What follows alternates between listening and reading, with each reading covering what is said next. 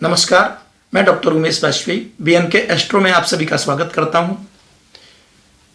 क्या आप वृषभ राशि के हैं या आपकी लग्न वृषभ है और अभी तक आपकी बहुत सी समस्याएं वेल्थ को लेकर के, एजुकेशन को लेकर के, शादी को लेकर, विवाह को लेकर या किसी भी प्रकार की अगर समस्या अभी तक आपकी चल रही थी, आप ज्योतिष जानते हैं या नहीं जानते हैं या ज्योतिष सीख रहे हैं, तो ये वीडियो आपके लिए होने वाला है।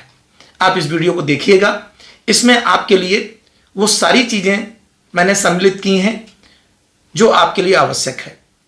अब ये जो गुरु का जो गोचर हो रहा है जुपिटर का, ये आपके जीवन पर क्या प्रभाव डालने वाला है वृषभ राशि वालों के लिए, आइए हम लोग इस पर चर्चा करते हैं।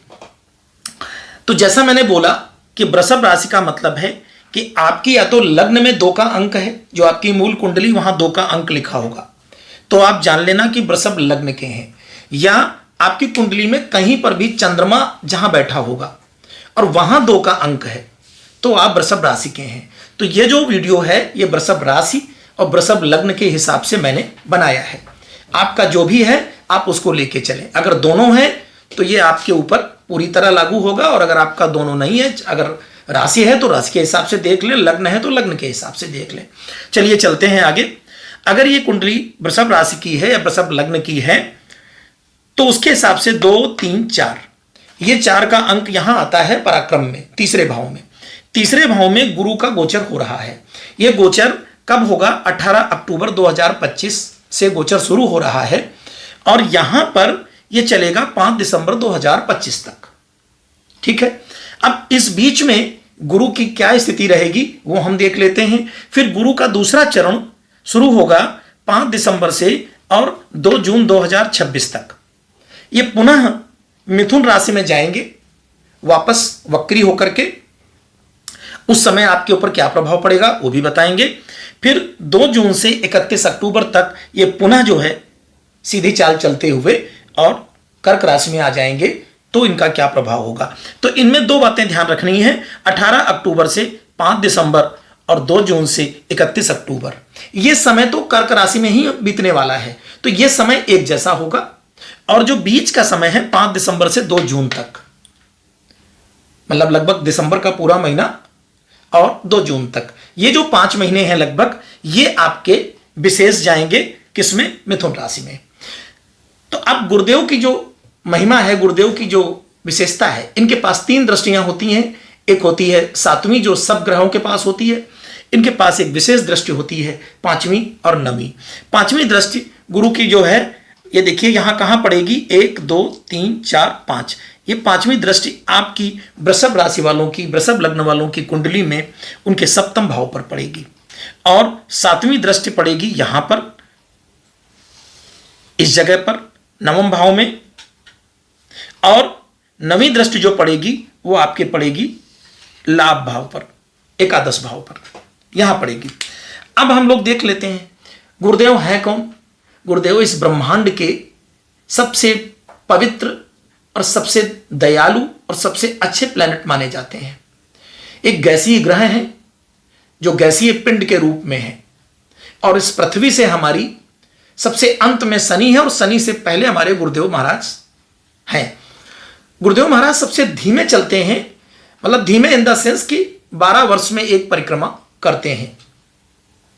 अभी तक अतिचारी अवस्था में थे। अतिचारी का मतलब बहुत फास्ट मूवमेंट कर रहे थे, लेकिन अब वो सामान्य गति से आ गए हैं और कर्क में प्रवेश कर गए हैं। तो कर्क राशि गुरुदेव महाराज की उच्च की राशि होती है। उच्च से मतलब है कि यहां पर गुरुदेव महाराज अपने को बहुत ही पावरफुल महसूस करते हैं, अच्छा महसूस करते हैं। क्यों? क्योंकि वो कर्क राशि जो होती है चंद्रमा की राशि है, मां की राशि है। तो यहां पर आकर के गुरुदेव महाराज अपने को बहुत हेल्दी और वेल्दी महसूस करते हैं, अच्छा महसूस करते हैं। अब यहां से एक दृष्टि आपकी जो पड़ेगी, कहते हैं कि इनकी दृष्टियों में अमृत होता है। ये जहां पर भी देखते हैं वहां पर केवल कृपा और कृपा ही बरसाते हैं। कभी भी, चाहे ये नीच के हो जाए, चाहे इनका पावर कम हो जाए, तो लाभ तो आपको कम होगा। जैसे कि मैं बताऊं आपको कि आपके पास मान लीजिए एक बैटरी है। अब उस बैटरी में जितनी छोटी होगी उतनी एनर्जी उसमें कम होगी, बड़ी बैटरी होगी ज़्यादा एनर्जी होगी। तो अगर आपकी मूल कुंडली में अगर गुरुदेव भगवान पीड़ित अवस्था में नहीं है, अगर वो बलवान अवस्था में है, अगर वो पाप प्रभाव में नहीं है, त्रिसडाय में नहीं है, 6, 8, 12 में नहीं है, मूल कुंडली में और D9 चार्ट में नवमांश में भी अगर वो ठीक है, तो आपके साथ ये जो गुरु का ये प्रभाव मिलने वाला है सकारात्मक, ये बहुत भर भर के मिलेगा। लेकिन अगर आपके साथ ऐसा नहीं है तो आप उतना ही उसको घटा करके कम करके मानना कि आपके प्रयास ज़्यादा करने पड़ेंगे और लाभ आपको तब होगा, ज़्यादा प्रयास में कम लाभ। लेकिन अगर आपकी कुंडली में गुरु अच्छी जगह बैठे हैं, अपनी मूल राशि में बैठे हैं, अच्छे घर में बैठे हैं, धर्म त्रिकोण में बैठे हैं, केंद्र में बैठे हैं और पाप प्रभाव से मुक्त हैं, तो आप मान के चलिएगा गुरु का पूरा पूरा लाभ आपको मिलेगा। अगर D9 में और D1 में दोनों में अच्छे हैं तो पूरा लाभ, अगर एक में अच्छे एक में खराब तो आधा लाभ, ऐसे करके आप मान के चलिएगा। अब गुरु की जब 5वीं दृष्टि पड़ेगी आपके सप्तम भाव पर, सप्तम भाव जो आपका होता है इस समाज होता है, आपकी सोसाइटी होती है, आपका व्यापार होता है, आपकी विदेश यात्रा होती है, आपका विदेश व्यापार होता है। चूंकि यह दशम से दशम है, यह दशम से दशम है, तो अगर दशम से दशम है तो यह अत्यंत महत्वपूर्ण भाव हो जाता है और वहां गुरुदेव की दृष्टि पड़ने जा रही है। अगर किसी का विवाह नहीं हो रहा था अब विवाह हो जाएगा इसी बीच में, अगर किसी का आपस में समझौता साझा नहीं चल पा रहा था तो वो भी हो जाएगा, अगर पति पत्नी के बीच में अगर कलहपूर्ण वातावरण था, रिश्ते अच्छे नहीं थे, तो अब वो भी रिश्ते भी जुड़ जाएंगे। अगर आपके रिश्ते डाइवोर्स पे पहुंच चुके थे, बनाने की कोशिश करिए, इसी बीच में गुरुदेव महाराज आपके घर को पुनः संभाल लेंगे, इसमें कोई संदेह नहीं है। दूसरा, अगर आप आपस में मिल करके व्यापार करना चाहते हैं, अगर पति अपने पत्नी के नाम से व्यापार करना चाहता है तो कर सकते हैं, अगर पत्नी अपने पति के को आगे करके व्यापार करना चाहती हैं तो कर सकते हैं, क्योंकि 7वें भाव पर गुरु की दृष्टि होगी जो हर तरीके से आपके सप्तम भाव को मजबूत करेगी और आपके व्यापार, अगर पहले से व्यापार कर रहे हैं तो वो व्यापार आपका और आगे बढ़ के जाएगा। अब उस व्यापार में अगर आप गुरु से जुड़ा हुआ काम करते हैं, शिक्षा से जुड़ा हुआ किसी इंस्टीट्यूशन को चलाते हैं, आप शिक्षक हैं, पढ़ाते हैं, या कोई आप ऑनलाइन कोचिंग चलाते हैं, ट्यूशन पढ़ाते हैं, तो उसमें आपको विशेष लाभ मिलने वाला है। क्योंकि गुरुदेव महाराज विजडम देते हैं, देते तो सब कुछ हैं, धन भी देते हैं, ज्ञान भी देते हैं, लेकिन विजडम के प्रतीक हैं। तो गुरुदेव महाराज की के यहाँ आशीर्वाद से आपका सब अच्छा होने वाला। अगर आप विदेश जाना चाहते हैं पढ़ाई के लिए, या विदेश आप व्यापार करने जाना चाहते हैं, इंपोर्ट एक्सपोर्ट का काम करना चाहते हैं, तो आप आंख मूंद के करिए और गुरुदेव महाराज आपको लाभ प्रदान करेंगे। अब एक चीज और हम यहाँ पे कह दें कि गुरुदेव महाराज का जो ये लाभ मिलने वाला है आपको, ये तभी मिलेगा जब आपके अंदर कुछ अच्छे गुण आपके अंदर विद्यमान है। आप अब गुरुदेव महाराज कौन है? इस ब्रह्मांड के इस नवग्रहों में सबसे पवित्र ग्रह माने जाते हैं। अगर आप पाप कृत्यों में संलग्न है, अगर आपका खान पान अनुचित है, अगर आपका रहन सहन अनुचित है, तो फिर आप बाद में मुझे कहें कि आपने तो पंडित जी बड़ी बड़ी बातें की थी लेकिन मेरे साथ तो कुछ भी नहीं हो रहा है, तो आप मुझे गाली मत दीजिएगा, क्योंकि आपको भी गुरु का लाभ लेने के लिए गुरु जैसा बनना पड़ेगा। अगर आप गुरु जैसे हैं तो आपको लाभ ये मिलना ही मिलना है, और अगर गुरु जैसे नहीं है तो आप इस बीच में अपने लाभ के लिए ही सही गुरु जैसे बन जाइए, खान पान सही कर लीजिए, ईश्वर में विश्वास करिए, बड़ों का आदर करिए, पति पत्नी आपस में एक दूसरे का सम्मान करिए, आप देखेंगे कि गुरु का पूरा लाभ आपको मिलेगा। अब एक चीज और देखिए आप कि 7वीं दृष्टि पड़ेगी भाग्य पर। यह आपका भाग्य का घर भी है, ये विदेश का भी घर है, ये उच्च शिक्षा का भी घर है, ये पिता का भी घर है, और ये जो घर आपका है ये भाग्योदय का कारक है। अगर गुरु की 7वीं दृष्टि यहां पड़ रही है तो आपके भाग्य को गुरु महाराज आप उठाने वाले हैं, और अब आपका भाग्य जागृत होने वाला है। लेकिन जागृत तभी होगा जब आप गुरु जैसा कार्य प्रारंभ कर देंगे, ईश्वर में श्रद्धा रखेंगे, ईश्वर के प्रति भरोसा रखेंगे, पूजा पाठ करेंगे, आप आचार्यों को सम्मान देंगे, गुरुओं को सम्मान देंगे, वाणी अच्छी रखेंगे, तो आपका भाग्योदय पक्का होना ही होना है, ये आप मान के चलिए। और देखिए, एक दृष्टि है पत्नी के भाव पर, पति के भाव पर, एक है आपके भाग्य भाव पर। तो अगर यहां पर अगर ये महिला की कुंडली है आपकी, तो अपने पति को सम्मान देंगे तो भाग्योदय हो जाएगा। और अगर पुरुष की कुंडली है, अपनी पत्नी को अगर सम्मान देंगे तो भी भाग्योदय हो जाएगा। देखिए क्या कैसे आपस में जोड़ करके, ठीक, सप्तम से तीसरा भाव है। अब यहां पर यह होगा। इसके बाद अगर आप हाँ रिसर्चर हैं, आप हायर एजुकेशन लेना चाहते हैं, आप पीएचडी करना चाहते हैं, नेट और जेआरएफ करना चाहते हैं, तो आपके लिए अच्छा अवसर है। अच्छे से तैयारी करिए, मेहनत करिए, गुरुदेव महाराज इसी बीच में आपको आगे बढ़ा देंगे, निकाल देंगे।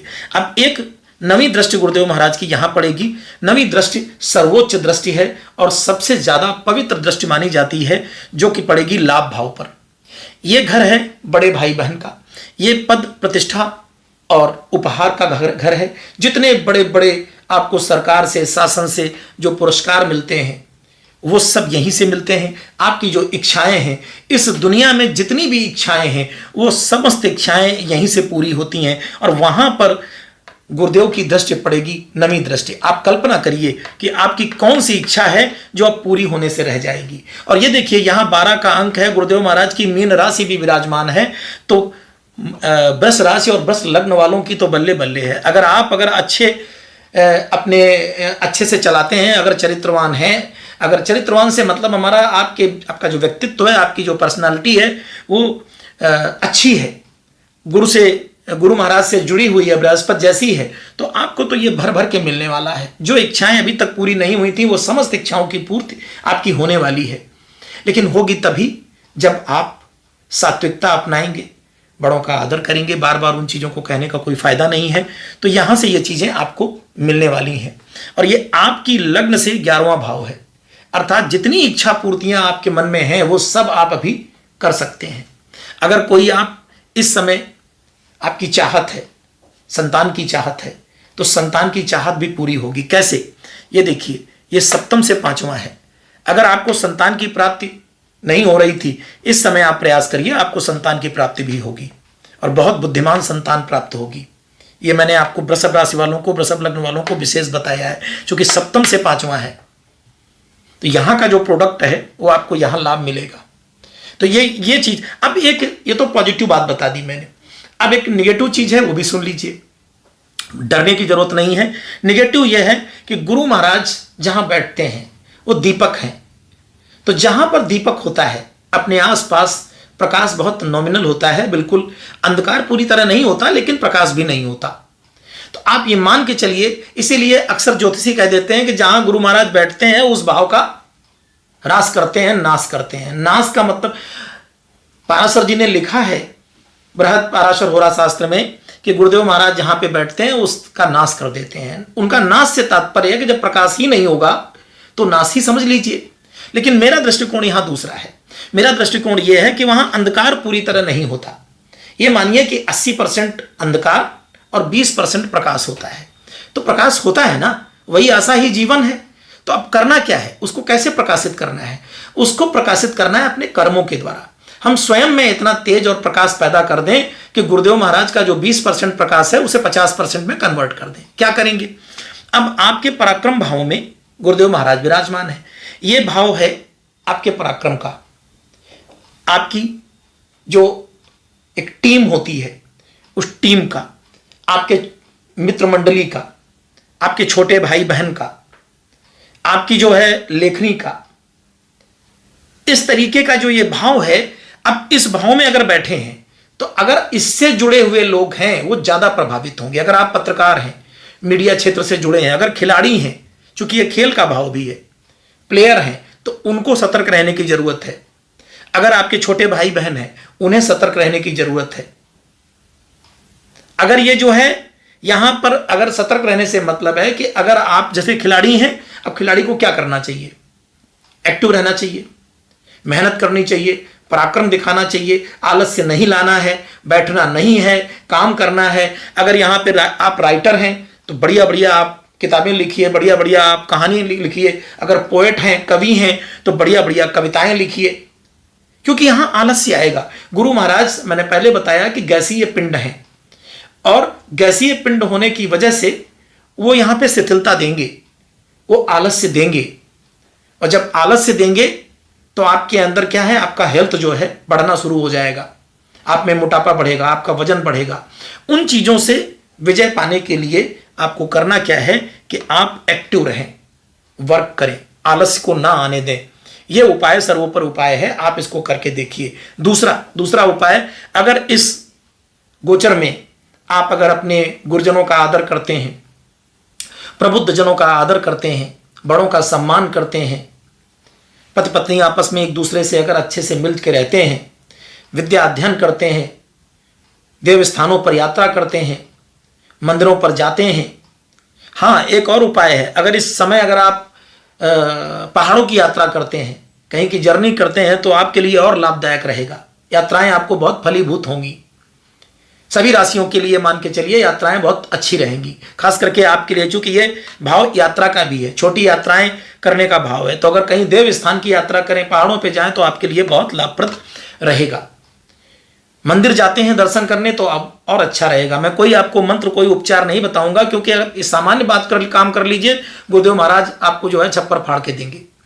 तो ये चीजें आपके साथ होंगी। जो सावधानियां थी मैंने वो भी आपको बताई। बहुत ज्यादा वीडियो को लंबा ना करते हुए, अगर आपको ये मेरा वीडियो अच्छा लगा हो तो आप BNK एस्ट्रो चैनल को सब्सक्राइब करिए, लाइक करिए और इसे अपने दोस्तों के बीच में शेयर करिए, और कमेंट बॉक्स में जाकर के जरूर बताइएगा कि मेरा ये वीडियो कैसा लगा, और क्या आप आगे कुछ और भी चाहते हैं तो मैं उस पर भी बनाऊंगा। धन्यवाद।